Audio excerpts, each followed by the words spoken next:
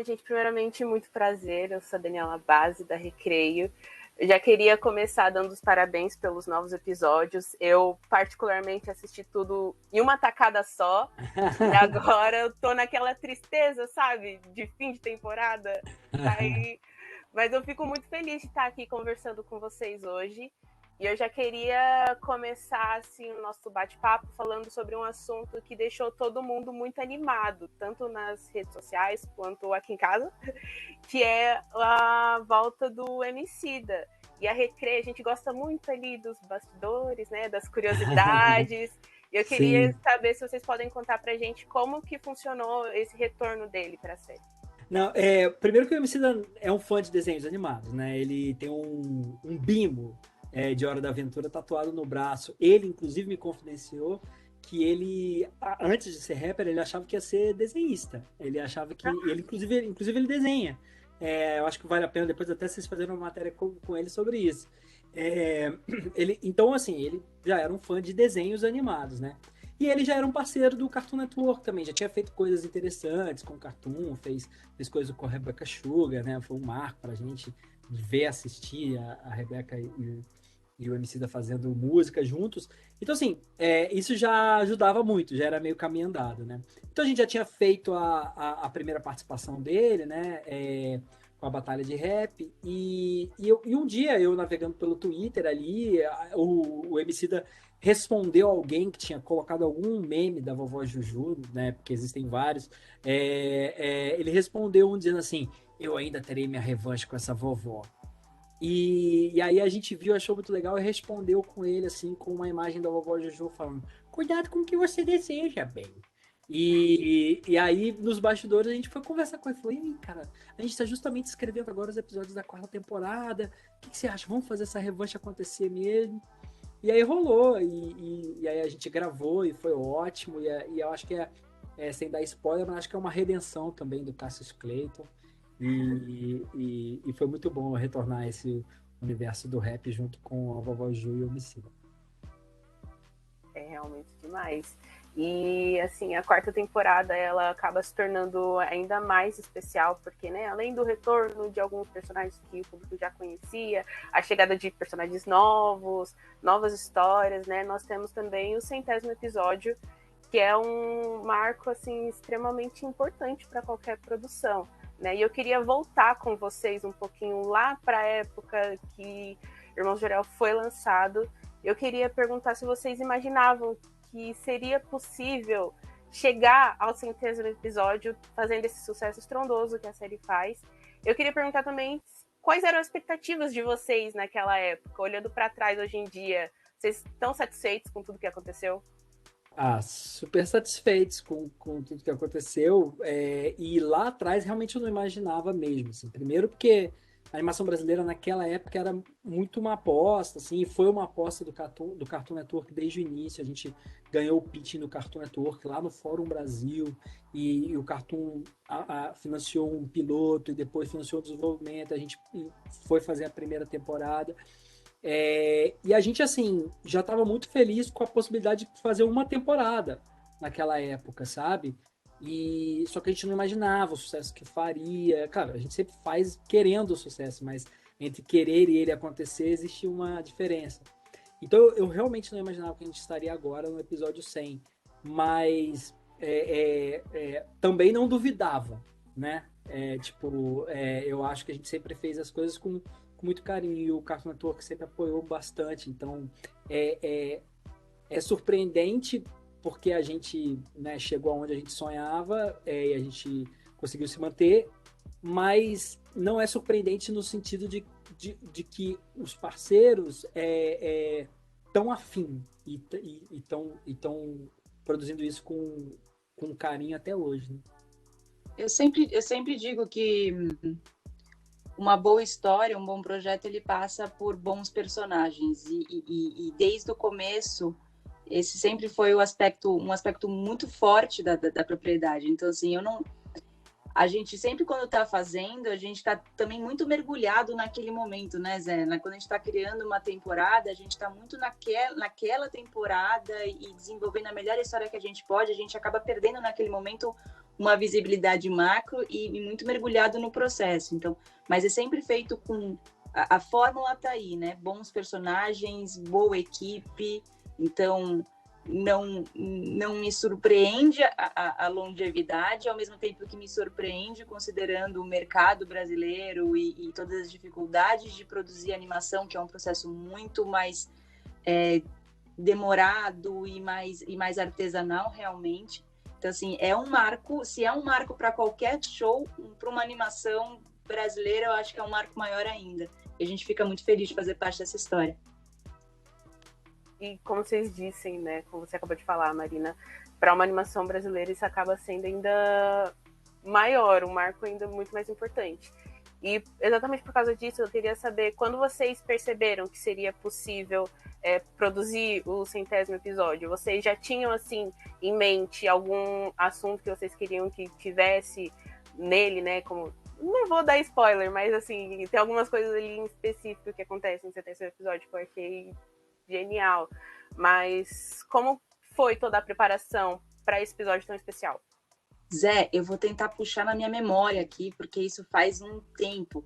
Mas eu lembro quando a gente sentou para conversar sobre a 4ª temporada a gente sempre dá muito espaço para o criativo, assim. Então, os produtores, os criadores, eles têm muito espaço de realmente desenvolver o que vem na cabeça deles. Claro que a gente faz isso em um processo coletivo, mas eu lembro de a gente falar 100 episódios. A gente não sei o quê, mas a gente precisa fazer algo que dê a dimensão disso, que marque realmente. Porque eu lembro de crescer assistindo séries chegando no 100º episódio e tinha bolo e comemoração, ou seja, sempre foi um marco. Por que a gente não ia fazer nesse momento, né? E aí veio todo o trabalho do criativo e do Copa Studio, do que faria sentido dentro da história do Irmão de Jorel, o que seria surpreendente dentro de uma história de Irmão de Jorel que já é tão surpreendente por si só, né? Eu acho que sua memória tá boa, Marina, porque foi bem isso, assim, a gente a gente sempre senta, né, com o Cartoon para discutir as sinopses de uma nova temporada, né? E eu realmente agora eu não me recordo, mas eu tenho essa coisa de que o próprio Cartoon puxou isso também. Pô, vocês estão ligados que tem sempre, vai ter um episódio 100, né? E a gente imediatamente comprou a ideia de que o episódio 100 fosse especial. E a gente, às vezes, quando a gente compra as coisas, a gente compra de maneira muito literal, né? A gente acabou colocando o nome do episódio, 100º episódio, e a gente cita isso no episódio, né? Porque justamente, né, sem dar spoilers também, mas é um episódio muito de metalinguagem, né? Então, foi muito bom justamente tratar o 100º episódio com um episódio que trata das possibilidades infinitas de fazer um desenho animado, sabe? E eu acho que é uma boa comemoração, assim, né? Uma boa maneira de comemorar esse número. É meu episódio favorito, só pra uma curiosidade. Mas ainda comentando sobre alguns episódios, né? Eu queria citar um que acabou me marcando bastante, que é o 3º, por causa da forte crítica que ele tem em relação a essa dependência das redes sociais que acontecem hoje em dia, né? A história ali retratada pelo felino.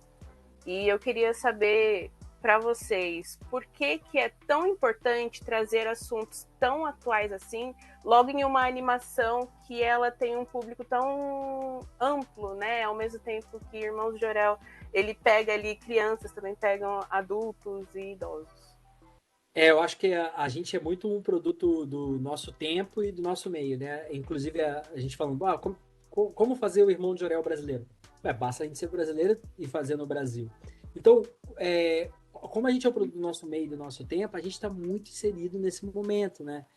Da relevância das redes sociais e do que isso também pode provocar de bom, mas também do de ruim, né? Então, acho que é muito natural que o desenho aborde essa questão. E a gente...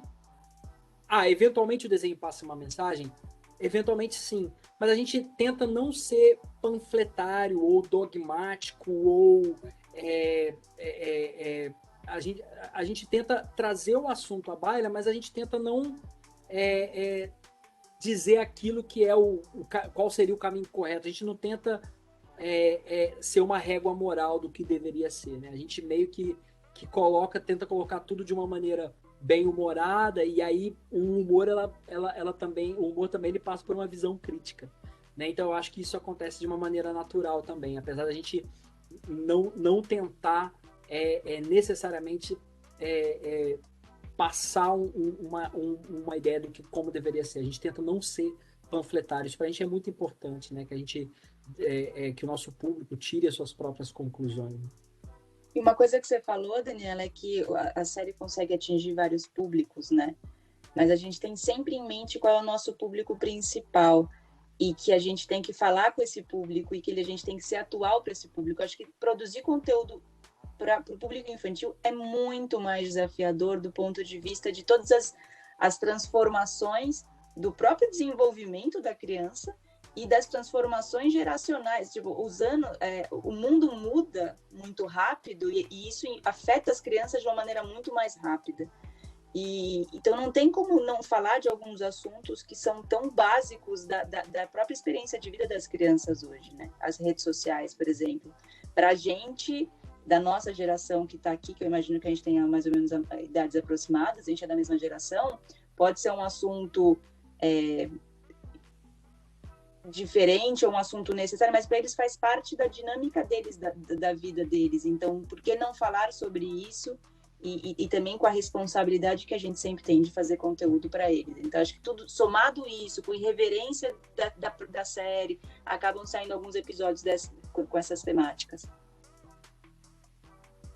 É demais. E agora eu tenho a minha última pergunta, que é meio que um pedido dos fãs, porque fã que é fã sempre quer mais, né? Mesmo ali tendo acabado de sair a 4ª temporada, a gente já tá ali pensando no futuro. Então eu quero perguntar para vocês, quais são os planos para o futuro de Irmãos Jorel? Tem algum spoilerzinho que vocês podem contar para Recreio?